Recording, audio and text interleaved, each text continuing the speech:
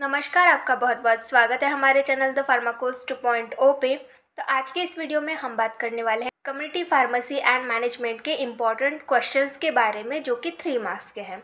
तो 3 मार्क्स के important questions के बारे में इस वीडियो में हम देखने वाले हैं।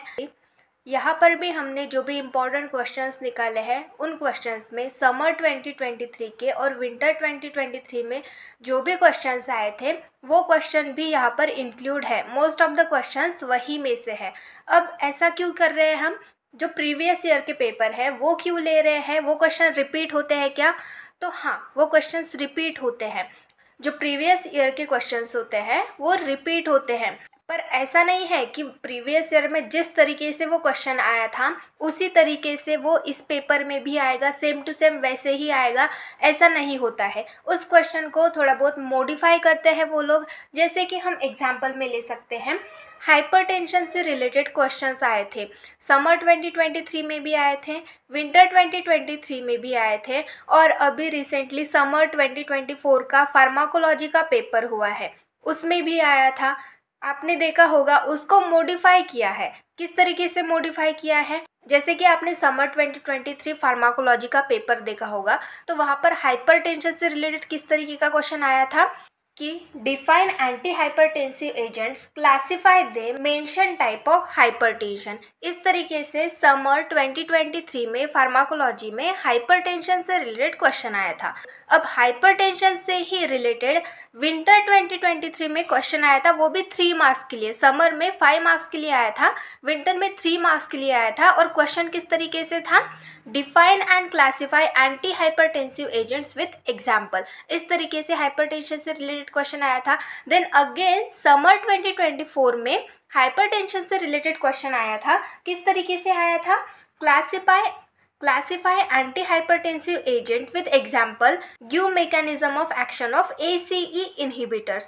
तो इस तरीके से क्वेश्चन आया था। मतलब क्वेश्चन आप देखिए, एंटी हाइपरटेंसिव से रिलेटेड है, क्योंकि हाइपरटेंशन ये टॉपिक, एंटी हाइपरटेंसिव एजेंट ये टॉपिक बहुत इंपॉर्टेंट है और इससे रिलेटेड क्वेश्चन आते हैं। अब क्वेश्चन आते हैं तो जो प्रीवियस ईयर में दिया था उसी की तरह नहीं आते, वो थोड़े मॉडिफाई होते हैं। जैसे हमने अभी तीनों ईयर में, जब से सिलेबस चेंज हुआ है तब से हमने यहाँ पर उन्हीं पेपर्स के बारे में यहाँ पर डिस्कस किया। समर 2023, विंटर 2023 और समर 2024 के फार्माकोलॉजी के पेपर के बारे में हमने बोला, तो वहाँ पर हाइपरटेंशन से इस तरीके से मॉडिफाई करके क्वेश्चंस आए थे। अब कुछ क्वेश्चंस ऐसे थे जो कि डायरेक्टली जैसे के वैसे उठा कर दिए थे पेपर में, प्रीवियस ईयर के क्वेश्चंस में से। अब मैं आपको बताती हूँ, अपने फार्माकोलॉजी का जो भी पेपर डिस्कशन है, हमने फार्माकोलॉजी का जो 2024 में समर में अभी 3 मई को पेपर हुआ था, वो डिस्कस किया है। तो आपने वहाँ पर क्वेश्चंस देखे होंगे। तो उसमें से जो रीज़न है, जैसे कि why is acetylcholine not used in clinical practice, ये रीज़न वाला क्वेश्चन है। ये हमारे सिलेबस में है क्या? नहीं है। ये 5 मार्क्स के क्वेश्चन में आया था और ये 2017 विंटर में ये पूछा गया था। 2017 में जो विंटर में पेपर हुआ था उसमें ये क्वेश्चन आया था। देन सेकंड रीजन था, why is aluminium hydroxide combine with magnesium hydroxide in antacid formulation nowadays. ये एक क्वेश्चन था रीजन से रिलेटेड, ये 2018 में समर में आया था। देन नेक्स्ट है, why insulin is not administered orally to diabetic patient. ये कब आया था? ये 2017 समर में आया था। और why is amoxicillin given in combination with lactobacillus in pediatrics, ये 2018 के समर में आया था। मतलब आप यहाँ पर देख रहे हैं, वही क्वेश्चन यहाँ पर रिपीट किए जा रहे हैं। जो 2017 में, 2018 में आए थे, वही क्वेश्चन यहाँ पर रिपीट किए जा रहे हैं। जो अभी पेपर हुआ फार्माकोलॉजी का, वहाँ पर मोस्ट ऑफ द क्वेश्चंस, अगर आपने पिछले ईयर्स के पेपर्स किए होंगे, पिछले ईयर्स के पेपर्स आपने पढ़े होंगे, उनको सॉल्व करके देखा होगा, तो आपका फार्माकोलॉजी का पेपर बहुत अच्छे तरीके से गया होगा। तो यहाँ पर आप देखिए, जितने भी रीज़न 5 मार्क्स में 4 रीज़न के क्वेश्चन हैं, वो चारों पिछले ईयर के 2017 और 18 का जो पेपर है वही में से उठा के पेपर में दिए थे। और साथ में एक difference between sulfonylureas and biguanides, ये क्वेश्चन था। ये जैसे का वैसा 2018 समर के पेपर में, जो समर 2018 में पेपर हुआ था, वहाँ पर सेम क्वेश्चन है। देन एक और क्वेश्चन है, classify NSAIDs with example of drugs. ये क्वेश्चन वैसे का वैसा उठा कर दिया है। Explain sublingual route with example of drugs, give its advantages. ये भी पेपर जो है ये 2018 के समर से लिया गया है। तो इस तरीके से मोस्ट ऑफ द क्वेश्चंस जो है वो पिछले ईयर्स के पेपर से पूछे जाते हैं, उठाए जाते हैं। तो इसीलिए ये जो क्वेश्चन है ये हम ऐसा नहीं बोल सकते कि ये रिपीट ही होंगे, यही क्वेश्चन रिपीट होगा, ये हम ऐसे नहीं बोल सकते। जैसे मैं यहाँ पर आपको कम्युनिटी फार्मेसी के इंपॉर्टेंट क्वेश्चन यहाँ पर मैं आपको बताने जा रही हूँ, तो ऐसा नहीं है कि ये यहाँ पर रिपीट ही होंगे, ऐसा बिल्कुल भी नहीं है। बस आप इनको पढ़ के जाइए, सॉल्व करके देखिए, मे भी आ सकता है पेपर में, क्योंकि जो क्वेश्चंस है वो रिपीट होते हैं पर उनको मॉडिफाई किया जाता है। जैसे कि यहाँ पर हमारा सबसे पहला क्वेश्चन है, define SOP, enlist the benefits of SOP. तो यहाँ पर हमें एसओपी स्टैंडर्ड ऑपरेटिंग प्रोसीजर्स की डेफिनेशन पूछी गई है और एसओपी के जो बेनिफिट्स हैं वो यहाँ पर हमको इनलिस्ट करने के लिए बोला गया है, मतलब उनकी लिस्ट बनाने के लिए बोला गया है। आपको एक्सप्लेन नहीं करना है, सिर्फ इनलिस्ट करना है उनको।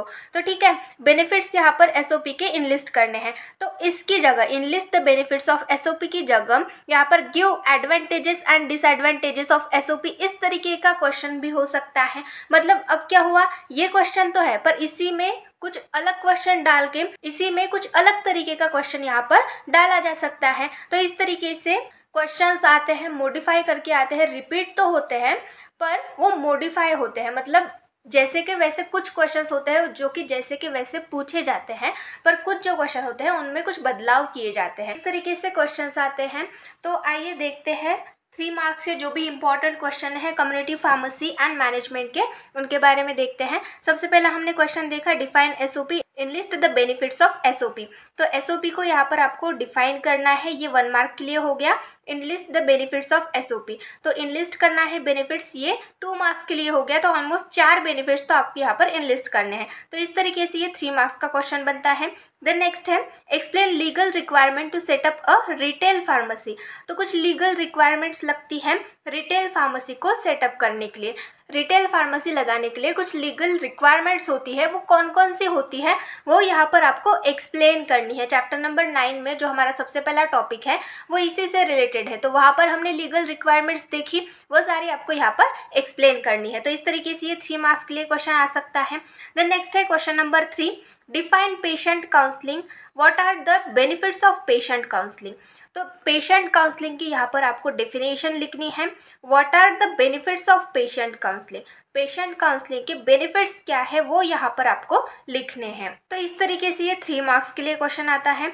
तो जैसे यहाँ पर डिफाइन पेशेंट काउंसलिंग, ऐसा भी क्वेश्चन हो सकता है what are the benefits of patient counselling की जगह write the stages of patient counselling, इस तरीके का भी क्वेश्चन बन सकता है।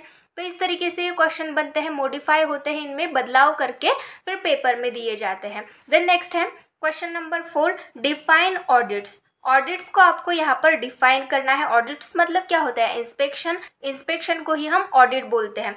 तो डिफाइन ऑडिट, ऑडिट को यहाँ पर आपको डिफाइन करना है। Give any 4 benefits of audit in community pharmacy. अब कम्युनिटी फार्मेसी में ऑडिट मतलब इंस्पेक्शन करने के बेनिफिट्स क्या होते हैं वो तो आप अपने खुद के मन से ही लिख सकते हैं कि अगर इंस्पेक्शन किया जा रहा है तो किस लिए किया जा रहा है, कोई इलीगल प्रैक्टिस हो रही है तो उसको स्टॉप करने के लिए जो भी स्टैंडर्ड्स गाइडलाइंस हमें दी गई है वो फॉलो कर रहे हैं कि नहीं कर रहे हैं, ये चेक करने के लिए। तो इस तरीके से आप अपने मन से यहाँ पर बेनिफिट्स लिख सकते हैं। कम्युनिटी फार्मेसी में ये जनरल टॉपिक है, तो आप यहाँ पर जैसे कि यहाँ पर बेनिफिट्स पूछे गए तो बेनिफिट्स हो ही क्या सकते हैं, इंस्पेक्शन। सोचकर आप उतना दिमाग लगाकर आप इस आंसर को लिख सकते हैं। अगर आपने नहीं भी पढ़ा है तो उस कंडीशन में आप इसको लिख सकते हैं। देन नेक्स्ट है question number 5, what is communication. अब कम्युनिकेशन मतलब क्या होता है, यहाँ पर डेफिनेशन नहीं पूछा गया है। व्हाट इज कम्युनिकेशन, कम्युनिकेशन मतलब क्या होता है, तो इसके रिलेटेड थोड़ा बहुत एक्सप्लेनेशन आपको यहाँ पर देना है।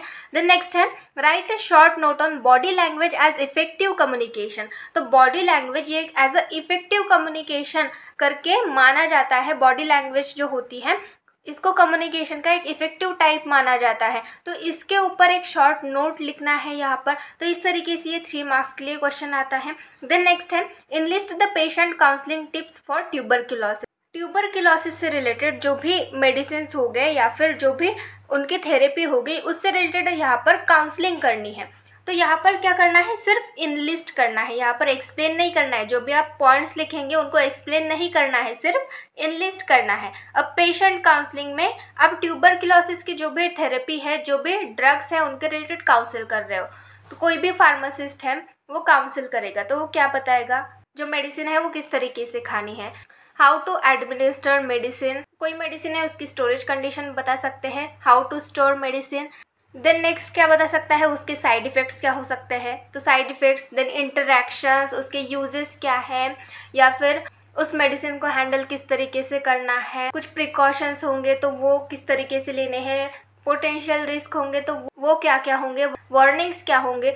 तो ये कुछ कॉमन पॉइंट्स होते हैं, ये इनके बारे में आप लिख सकते हैं, इनको ही आप इनलिस्ट करेंगे तो इस तरीके से आपका ये 3 मार्क्स का क्वेश्चन बन जाएगा। तो इस तरीके से ये क्वेश्चन आते हैं। देन नेक्स्ट है enlist type of cash book, draw their formats. अब कैश बुक के यहाँ पर टाइप्स इनलिस्ट करने हैं, 4 ही टाइप होते हैं, वही आपको यहाँ पर इनलिस्ट करने हैं, एक्सप्लेन नहीं करने, इनलिस्ट करने। 5 मार्क्स का क्वेश्चन हमने देखा था, वहाँ पर एक्सप्लेन करने थे, यहाँ पर इनलिस्ट करने हैं और जो उनके फॉर्मेट है। अब आप इनलिस्ट करोगे तो जैसे सबसे पहला टाइप है तो उसका नाम लिख के वहाँ पर उसका जो भी फॉर्मेट है वो आपको यहाँ पर ड्रॉ करना है, उसको एक्सप्लेन नहीं करना है, सिर्फ इनलिस्ट करके उनका फॉर्मेट ड्रॉ करना है। तो इस तरीके से क्वेश्चन बनता है 3 मार्क्स के लिए। देन नेक्स्ट है describe the history of community pharmacy in India after the recommendation of drug inquiry committee. तो यहाँ पर हमें क्या बोला गया है कि जो कम्युनिटी फार्मेसी है इंडिया की, उसकी हिस्ट्री क्या है, हमारे इंडिया में जो कम्युनिटी फार्मेसी है उसकी हिस्ट्री यहाँ पर आपको डिस्क्राइब करनी है after the recommendation of drug inquiry committee. Drug inquiry committee के रिकमेंडेशंस के बाद जो हमारी कम्युनिटी फार्मेसी की हिस्ट्री है वो यहाँ पर आपको डिस्क्राइब करनी है। तो इस तरीके से ये क्वेश्चन बनता है 3 मार्क्स के लिए। देन नेक्स्ट है क्वेश्चन नंबर 9 जो कि है define medication adherence, give 2 example of medication non adherence and how it can be corrected. अब ये क्वेश्चन जो है 5 मार्क्स के लिए भी पूछा जा सकता है। तो यहाँ पर किस तरीके से 3 मार्क्स के लिए पूछा गया है, define medication adherence, medication adherence की definition, give 2 examples of medication non adherence.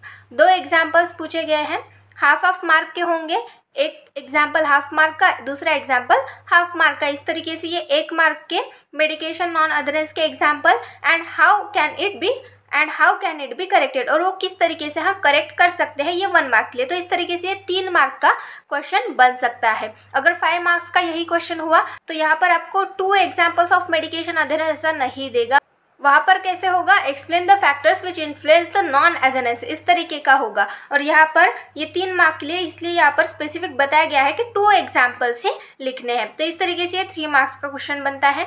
Then next है question number 10, enlist the common dispensing errors, what are the strategies to minimise dispensing errors. तो यहाँ पर हमें क्या लिखना है, जो कॉमन डिस्पेंसिंग एरर्स हैं उनको इनलिस्ट करना है, उनकी लिस्ट लिखनी है। What are the strategies to minimise dispensing errors, dispensing errors को मिनिमाइज करने की स्ट्रैटेजीज कौन कौन सी है उनके बारे में लिखना है। ये क्वेश्चन 5 मार्क्स के लिए भी बन सकता है, 3 मार्क्स के लिए भी बन सकता है, तो उसी हिसाब से आपको लिखना है। देन नेक्स्ट है classify communication, describe written communication skill. अब कम्युनिकेशन को यहाँ पर आपको क्लासिफाई करना है, उसका क्लासिफिकेशन भी हमने देखा था, और कम्युनिकेशन स्किल और जो रिटन कम्युनिकेशन स्किल है उसको यहाँ पर आपको डिस्क्राइब करना है। रिटन कम्युनिकेशन स्किल के एग्जाम्पल्स क्या क्या है, किस तरीके से की जाती है, ये सारी चीज़ें आपको यहाँ पर डिस्क्राइब करनी है। तो इस तरीके से 3 मार्क्स के लिए क्वेश्चन हो गया। देन नेक्स्ट है question number 12, explain the legal requirement to set up a community pharmacy. ये क्वेश्चन डबल हो गया, पहले भी हमने देखा। देन नेक्स्ट है question number 13, define community pharmacy, community pharmacist, independent pharmacy. ये जो यहाँ पर हम क्वेश्चन देख रहे हैं ये समर 2023 और विंटर 2023 के ही क्वेश्चन है, इम्पॉर्टेंट है, ये आपको सॉल्व करने हैं। ये क्वेश्चन आ सकते हैं, इसमें मॉडिफिकेशन करके भी आ सकता है या फिर जैसे कि वैसे उठाकर भी आ सकते हैं। तो यहाँ पर हम ये देख रहे हैं कि किस तरीके से क्वेश्चन पूछे जा सकते हैं।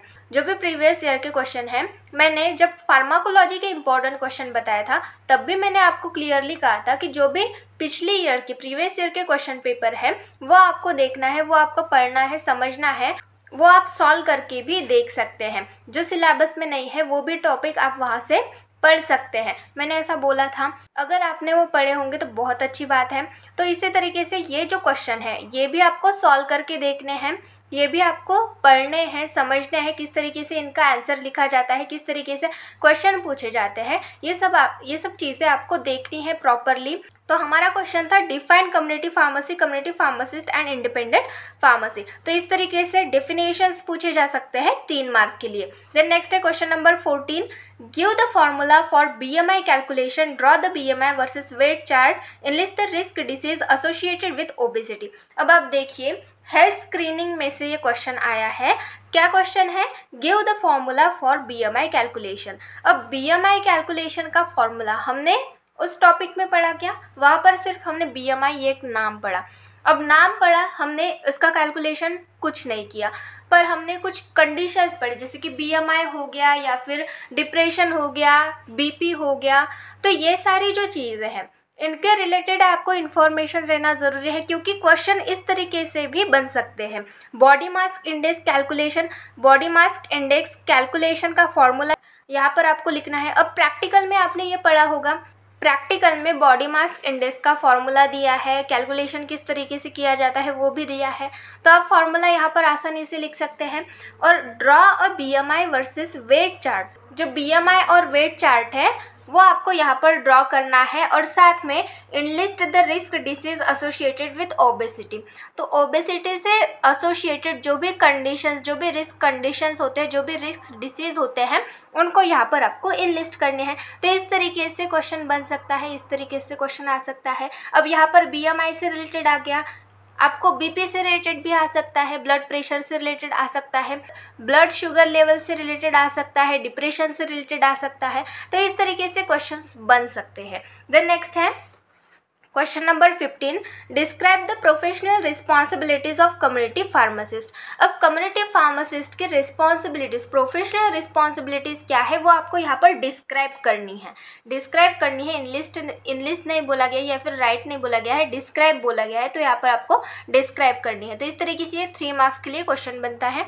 देन नेक्स्ट है question number 16, discuss the role of pharmacist in promoting the safe practices during self medication.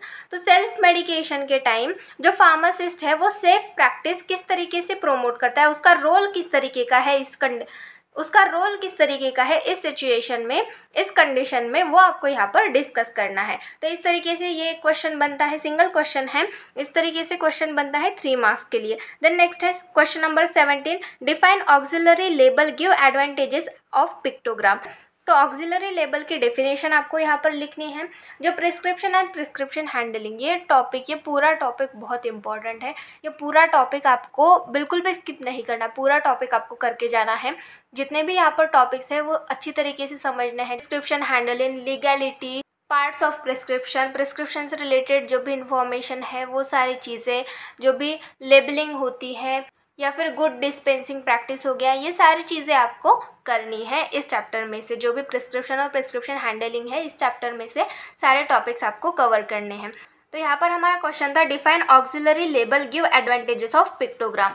तो ऑक्सिलरी लेबल क्या है? ये एक टाइप का लेबल होता है जो कि मेडिसिन के ऊपर लगाया जाता है, जो कि मेडिसिन के ऊपर प्रेजेंट रहता है। तो ऑक्सिलरी लेबल की यहाँ पर डेफिनेशन लिखनी है। और जो पिक्टोग्राम्स है, पिक्टोग्राम्स ये भी एक टाइप का लेबल ही होता है, इसके एडवांटेजेस हमें लिखने हैं। इस तरीके से क्वेश्चन बन सकता है। देन नेक्स्ट है question number 18, right a short note on instruction for medication uses.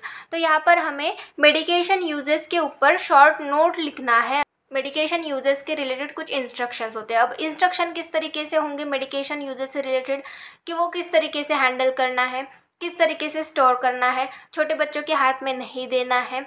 तो इस तरीके से ये कुछ इंस्ट्रक्शंस होते हैं। जो भी वार्निंग्स है वो क्या दी गई है वो आपको ध्यान से पढ़ना है। तो ये कुछ इंस्ट्रक्शंस होते हैं मेडिकेशंस के, मेडिकेशन यूज़ कर रहे हैं तो ये कुछ इंस्ट्रक्शन होते हैं। तो इनके ऊपर कुछ शॉर्ट नोट आपको यहाँ पर लिखना है। तो इस तरीके से क्वेश्चन बन सकता है। देन नेक्स्ट है question number 19, enlist any 5 Latin abbreviations along with their meaning. तो आपको लैटिन एब्रिवेशंस यहाँ पर इनलिस्ट करने हैं। 5 लैटिन एब्रिवेशंस आपको यहाँ पर लिखने हैं अलॉन्ग विद देयर मीनिंग, साथ में उनका मीनिंग भी लिखना है। तो इस तरीके से ये 3 मार्क के लिए क्वेश्चन बनता है एब्रिवेशंस के रिलेटेड। एब्रिवेशंस मतलब जो शॉर्ट फॉर्म होते हैं, शॉर्ट फॉर्म उनके रिलेटेड हो गया। तो उनके रिलेटेड यहाँ पर 3 मार्क के लिए क्वेश्चन पूछा गया है। तो यहाँ पर आपको बोला गया है कि इनलिस्ट एनी 5 लैटिन एब्रिवेशंस। क्वेश्चन इस तरीके से भी आ सकता है कि यहाँ पर आपको एब्रीवेशंस दे देंगे, जो भी एब्रीवेशंस प्रिस्क्रिप्शन में यूज़ किए जाते हैं वो दे देंगे और उनके मीनिंग आपको पूछ सकते हैं। इस तरीके का क्वेश्चन भी बन सकता है। तो इस तरीके से ये क्वेश्चन बनते हैं। देन नेक्स्ट है question number 20, what is importance of interaction of pharmacist with other health care professional in patient care. तो पेशेंट केयर के टाइम जो भी फार्मासिस्ट है वो अदर हेल्थ केयर प्रोफेशनल्स के साथ इंटरैक्शन करता है, तो इसका इम्पोर्टेंस क्या है, क्यों इंटरैक्शन करना पड़ता है, तो ये चीज़ आपको यहाँ पर लिखनी है। तो इस तरीके से क्वेश्चन बनता है। देन नेक्स्ट है क्वेश्चन नंबर 21, जो कि है define patient package insert and give its benefits. तो पेशेंट पैकेज इंसर्ट की यहाँ पर हमें डिफिनेशन लिखनी है, उसके बेनिफिट्स यहाँ पर हमें लिखने हैं। तो इस तरीके से ये क्वेश्चन हो गया 3 मार्क्स के लिए। देन नेक्स्ट है what is mean by patient information leaflet, give its uses. Patient information leaflet मतलब क्या होता है, इसकी डेफिनेशन, इसके रिलेटेड कुछ इन्फॉर्मेशन और इसके यूजेस। तो इस तरीके से 3 मार्क्स का ये क्वेश्चन बनता है। Question number 23, what is mean by health and health screening service. Health मतलब क्या होता है, हेल्थ स्क्रीनिंग सर्विस मतलब क्या होता है, इसके बारे में आपको यहाँ पर थोड़ी बहुत इन्फॉर्मेशन लिखनी है। तो इस तरीके से क्वेश्चन अराइज हो सकते हैं। देन नेक्स्ट है right A short note on up referral and down referral. Up referral मतलब क्या होता है, डाउन रेफरल मतलब क्या होता है, इसके रिलेटेड शॉर्ट नोट यहाँ पर आपको लिखने हैं। तो इस तरीके से ये क्वेश्चन अराइज हो सकते हैं 3 मार्क्स के लिए। क्वेश्चन इतने ही नहीं है, और क्वेश्चंस हैं वो हम नेक्स्ट पार्ट में देखेंगे। तो इस तरीके से ये कुछ क्वेश्चन हैं, जैसे कि हमने यहाँ पर क्वेश्चंस देखे, तो आप कोशिश करिए कि इनको आप सॉल्व करके देखें, क्योंकि अगर आप सॉल्व करके देखेंगे तो आपको पता रहेगा क्वेश्चन अगर इस तरीके से आया तो आपको पता रहेगा कि इसको लिखना किस तरीके से है, इसमें क्या आता है, इसमें क्या आंसर आता है, ये सारी चीज़ आपको पता रहेगी। तो उस कंडीशन में आप उसको उतने जल्दी से उतने अच्छी तरीके से लिख पाएंगे। तो इससे क्या होगा, आपका टाइम भी बचेगा और जो भी आपका पेपर, आपका जो भी आंसर है वो भी आप एक इफ़ेक्टिव तरीके से लिख पाएंगे। तो ये एक फ़ायदा होता है क्वेश्चन सॉल्व करके देखने का, इसीलिए क्वेश्चन सॉल्व करके देखना चाहिए। जैसे कि इंपॉर्टेंट क्वेश्चन यहाँ पर मैंने दिए हैं, तो इनको सॉल्व करके देखिए, आप इनको सॉल्व करने का ट्राई करिए। और रही बात क्वेश्चन रिपीटेडली पूछे जाने की, तो हम वो रिपीटेडली पूछे जाते हैं, बस उनमें थोड़ा बहुत मॉडिफिकेशन किया जाता है। सीपीएम के जो नोट्स है, पूरे नोट्स, पूरे 1 to 9 चैप्टर तक पूरे जो नोट्स है, सीपीएम का जो इम्पोर्टेंट टॉपिक वाला लेक्चर है, जो हमने सिलेबस में इम्पोर्टेंट टॉपिक्स देखे थे, तो वो वाला जो लेक्चर है वहीं पर दिए गए हैं। वही के डिस्क्रिप्शन में वहाँ पर 2 लिंक आपको दी गई है। उन दोनों लिंक में फर्स्ट लिंक पे मे बी 1 to 5 तक है, एंड 5 से लेके फिर 9 तक सेकंड लिंक में आपको पीडीएफ मिल जाएंगे। तो वहीं पर आप चेक करिए, पीडीएफ वहाँ पर पूरे दिए गए हैं, सीपीएम के पूरे नोट्स प्रोवाइड किए हैं। तो इस तरीके से ये क्वेश्चन होते हैं 3 मार्क्स के लिए। यहाँ पर हमने 3 मार्क्स के लिए क्वेश्चन देखे। Thank you.